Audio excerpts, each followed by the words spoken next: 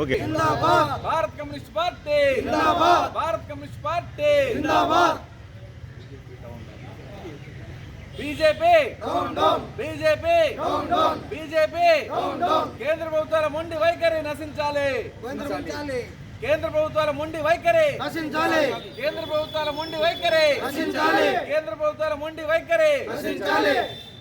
నా పేరు శంకర్ కిషోర్, సిపిఐ జిల్లా కార్యవర్గ సభ్యులు, అలాగే ఏఐటిసి జిల్లా సెక్రటరీ. ముఖ్యంగా ఈరోజు ఉదయగిరిలో ఈ కార్యక్రమం, ధర్నా కార్యక్రమం చేయడానికి ప్రధాన కారణం ఏంటంటే, దేశంలో జనగణన చేయాలని కేంద్ర ప్రభుత్వం నిర్ణయించుకుంది. అది కూడా ఇండియా కూటమి ప్రభుత్వం ఒక ప్రతిష్టాత్మకంగా తెలంగాణ గవర్నమెంట్లో చేసినటువంటి జనగణన సక్సెస్ అవడంతో ఆ క్రెడిట్ మేము కొట్టేయాలి, ఆ క్రెడిట్ చోరీ చేయాలి అనే ఒక ఉద్దేశంతో బీజేపీ ప్రభుత్వం దేశవ్యాప్తంగా జనగణన చేయాలని చెప్పేసి చేస్తూ ఉన్నారు.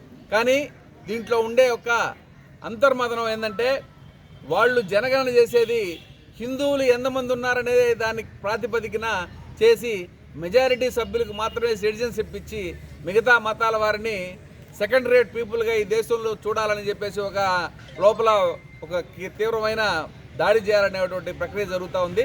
ఇది చాలా అన్యాయం.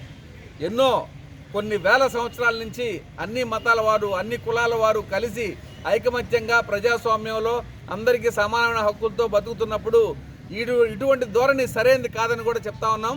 అలాగే జనగణనలో కులగణన కూడా చేయాలని చెప్పేసి ఈరోజు భారత కమ్యూనిస్ట్ పార్టీ దేశవ్యాప్తంగా ఒక స్టాండ్ తీసుకుంది.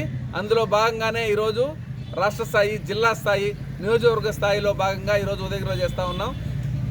ఈ జనగణనలో కులగణన చేయడం వల్ల ఉపయోగం ఏంటంటే, అసలు ఎంతమంది నిజంగా పేదవాళ్ళు ఉన్నారు, ఏ కులానికి సంబంధించిన వాళ్ళు బాగా వెనకబడి ఉన్నారు, ఎవరికి మనం రిజర్వేషన్లో ప్రాతినిధ్యం ఇవ్వాలనేదాన్ని కూడా ఈ కులగణన ఎంతో ఉపయోగపడుతుందని చెప్పేసి మేము దాన్ని మా మేనిఫెస్టోలో పెట్టుకొని దానికోసం పోరాటం చేస్తూ ఉన్నాం.